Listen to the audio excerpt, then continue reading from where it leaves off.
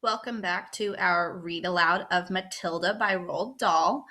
This next chapter is titled Miss Honey, and I love this part of the story. Miss Honey is such a great character. But before I start reading, one thing I did want to point out is you may have noticed in the last read aloud video that sometimes I skip words in the story, and that is on purpose. I don't like when the parents use rude words to Matilda. And so usually I'll just skip over those or replace them with something else that's a little bit more kind. But that is on purpose just because I don't like to use the rude words. So let's go ahead and get started with our reading. This is Miss Honey. Matilda was a little late in starting school. Most children began primary school or elementary school at 5 or even just before. But Matilda's parents, who weren't very concerned one way or the other about their daughter's education, had forgotten to make the proper arrangements in advance. She was 5 and a half when she entered school for the first time. The village school for younger children was a bleak brick building called Cruncham Hall Primary School. It had about just 250 pupils aged from 5 to just under 12 years old. The head teacher, the boss, the supreme commander of this establishment was a formidable middle-aged lady whose name was Miss Trunchbull. So she was like the principal. Naturally, Matilda was put in the bottom class, where there were 18 or other small boys and girls about the same age as her. Their teacher was called Miss Honey, and she could not have been more than 23 or 24. She had a lovely, pale, oval Madonna face with blue eyes, and her hair was light brown. Her body was so slim and frail, one got the feeling that if she fell over, she would smash into 1,000 pieces like a porcelain figure. Miss Jennifer Honey was a mild and quiet person who never raised her voice and was seldom seen to smile. But there's no doubt she possessed that rare gift for being adored by every small child under her care. She seemed to understand totally the bewilderment and fear that so often overwhelmed young children who, for the first time in their lives, are herded into a classroom and told to obey orders. Some curious warmth that was almost tangible shone out of Miss Honey's face when she spoke to a confused and homesick newcomer to the class. Miss Trunchbull, the head mistress, was something else altogether. She was a gigantic holy terror, a fierce, tyrannical monster who frightened the life out of the pupils and teachers alike. There was an aura of menace about her even at a distance, and when she came up close, you could almost feel the dangerous heat radiating from her as from a red-hot rod of metal. When she marched, because Miss Trunchbull never walked, she always marched like a stormtrooper with long strides and arms swinging. When she marched along a corridor, you could all actually hear her snorting as she went. And if a group of children happened to be in her path, she plowed right through them like a tank, with small people bouncing off her left and right. Thank goodness we don't meet many people like her in this world, although they do exist, and all of us are likely to come across at least one of them in a lifetime. If you ever do, you should behave as you would if you met an enraged rhinoceros out in the bush. Climb up the nearest tree and stay there until it's gone away. This woman, in all her eccentricities and in her appearance, is almost impossible to describe, but I shall make some attempt to do so a little later on. Let us leave her for the moment and go back to Matilda and her first day in Miss Honey's class. And there you can see an illustration of Miss Honey in her classroom. After the usual business of going through all the names of the children, Miss Honey handed out a brand new exercise book to each pupil, like a workbook. "You have all brought your own pencils, I hope," she said. "Yes, Miss Honey," they chanted. "Good. Now this is the very first day of school for each one of you. It is the beginning of at least 11 long years of schooling that all of you are going to have to go through. And 6 of those years will be spent right here at Cruncham Hall, where, as you know, your head mistress is Miss Trunchbull. Let me, for your own good, tell you something about Miss Trunchbull.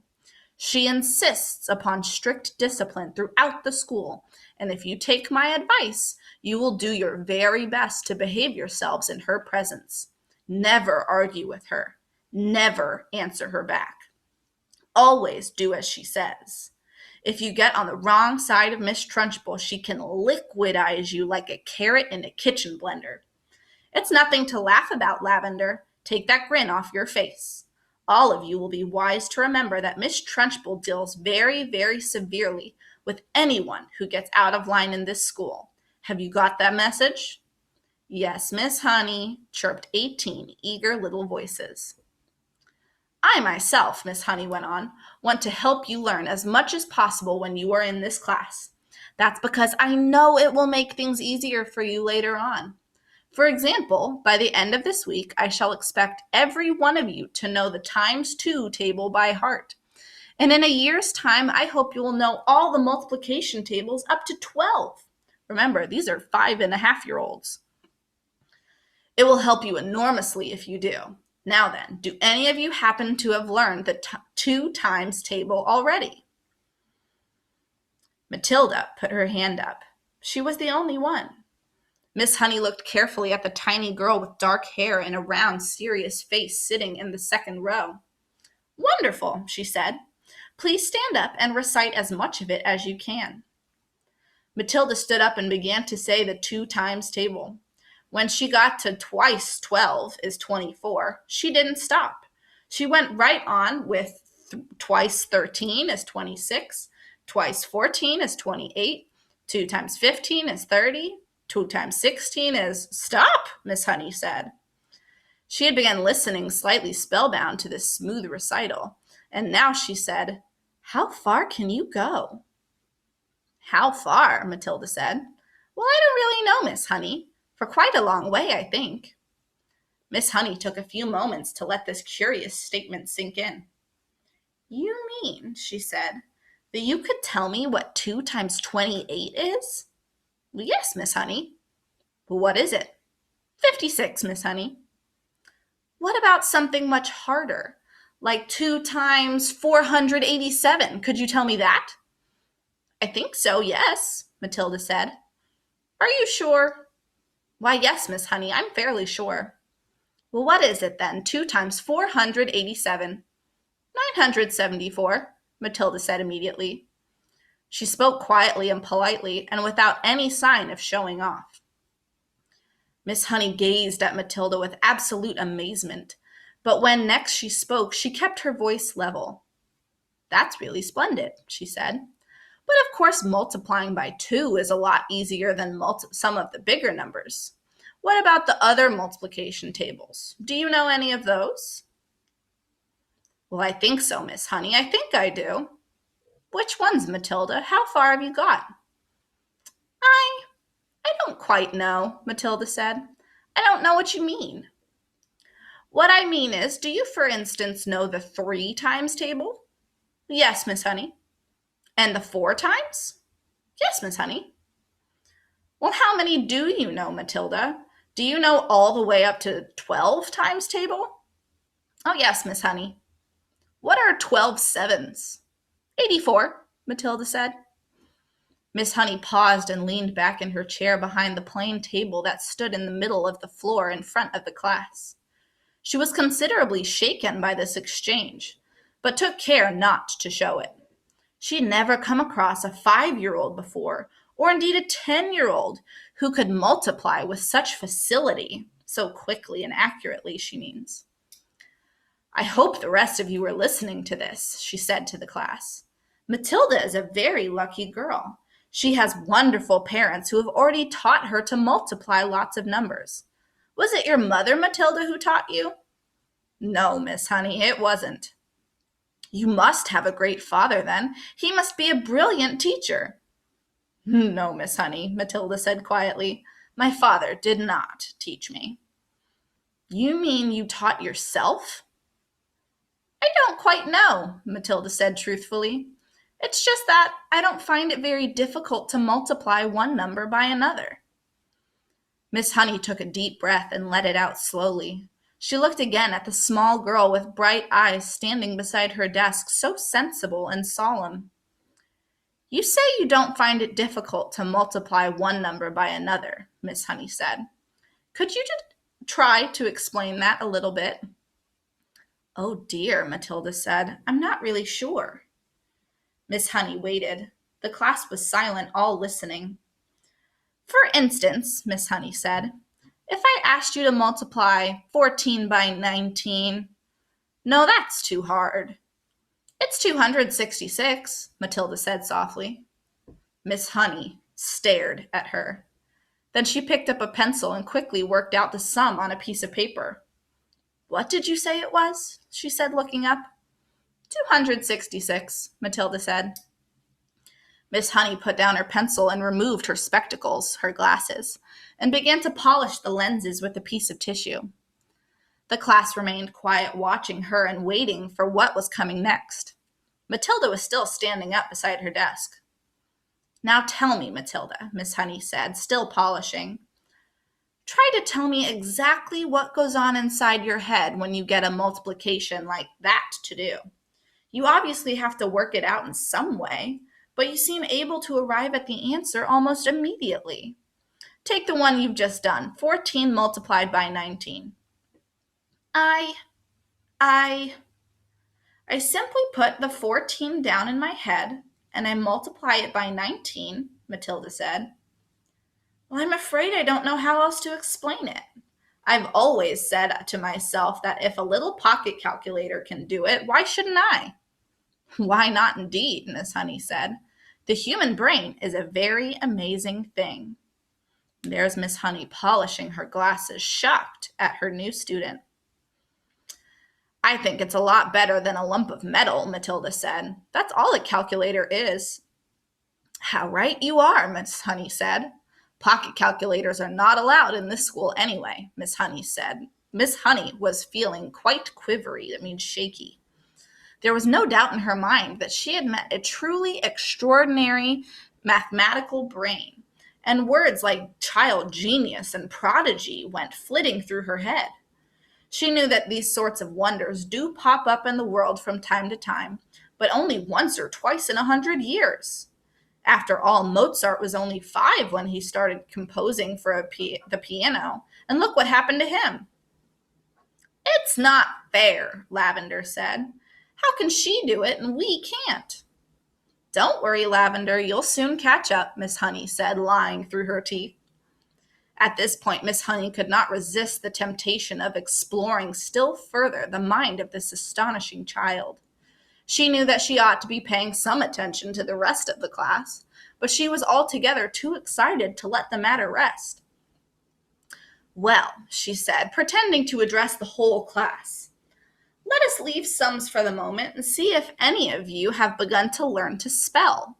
Hands up, anyone who can spell the word cat. Remember, these are 5-year-olds. 3 hands went up. They belonged to Lavender, a small boy called Nigel, and to Matilda. Spell cat, Nigel, and Nigel spelled it. Miss Honey now decided to ask a question that normally she would not have dreamed of asking a class on its first day. I wonder, she said, whether any of you 3 who know how to spell cat have learned how to read a whole group of words when they are strung together in a sentence. Well, I have, Nigel said. So have I, Lavender said. Miss Honey went to the blackboard and wrote with her white chalk the sentence, I have already begun to learn how to read long sentences. She had purposefully made it difficult, and she knew that there were precious few 5-year-olds around who would be able to manage it. Can you tell me what that says, Nigel? She asked. Well, that's too hard, Nigel said. Lavender? Well, the first word is I, Lavender said. Can any of you read the whole sentence? Miss Honey asked, waiting for the yes that she felt certain was going to come from Matilda. Yes, Matilda said. Go ahead, Miss Honey said. Matilda read the sentence without any hesitation at all. That really is very good indeed, Miss Honey said, making the understatement of her life. How much can you read, Matilda? Well, I think I can read most things, Miss Honey, Matilda said, although I'm afraid I can't always understand the meanings. Miss Honey got to her feet and walked smartly out of the room, but was back in 30 seconds carrying a thick book. She opened it at random and placed it on Matilda's desk. "This is a book of humorous poetry," she said. "See if you can read that one aloud." Smoothly, without a pause, and at a nice speed, Matilda began to read. "An epicure dining at Crewe found a rather large mouse in his stew. Cried the waiter, 'Don't shout and wave it about, or the rest will be wanting one too.'" Several children saw the funny side of the rhyme and laughed. Miss Honey said, "Do you know what an epicure is, Matilda?" "Is it someone who's dainty with his eating?" Matilda said. "Yes, that's correct," Miss Honey said. "And do you happen to know what that particular type of poetry is called?" "It's called a limerick," Matilda said. "That's a lovely one. It's so funny." "It's a famous one," Miss Honey said, picking up the book and returning to her table in front of the class. "A witty limerick is very hard to write," she added. "They look easy, but they most certainly are not." "I know," Matilda said. "I've tried quite a few times, but mine are never as good." "Oh, you have you?" Miss Honey said, more startled than ever. "Well, Matilda, I would very much like to hear one of the limericks you say you've written. Could you try to remember one for us?"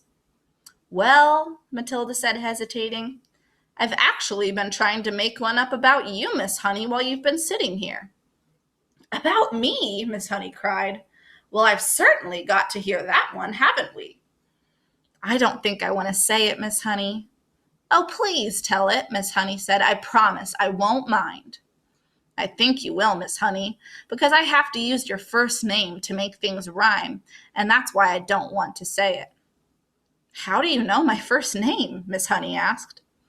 "I heard another teacher calling you by it just before we came in," Matilda said. "She called you Jenny." "I insist upon hearing this limerick," Miss Honey said, smiling one of her rare smiles. "Stand up and recite it." Reluctantly, Matilda stood up and very slowly, very nervously, she recited her limerick.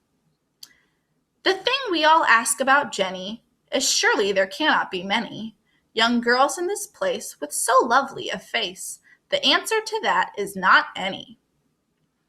The whole of Miss Honey's pale and pleasant face blushed a brilliant scarlet. Then once again she smiled. It was a much broader one this time, a smile of pure pleasure. "Why, thank you, Matilda," she said, still smiling. "Although it's not true, it is a very good limerick. Oh dear, I must try to remember that one." From the third row of desks, Lavender said, "It's good, I like it." "It's true as well," a small boy called Rupert said.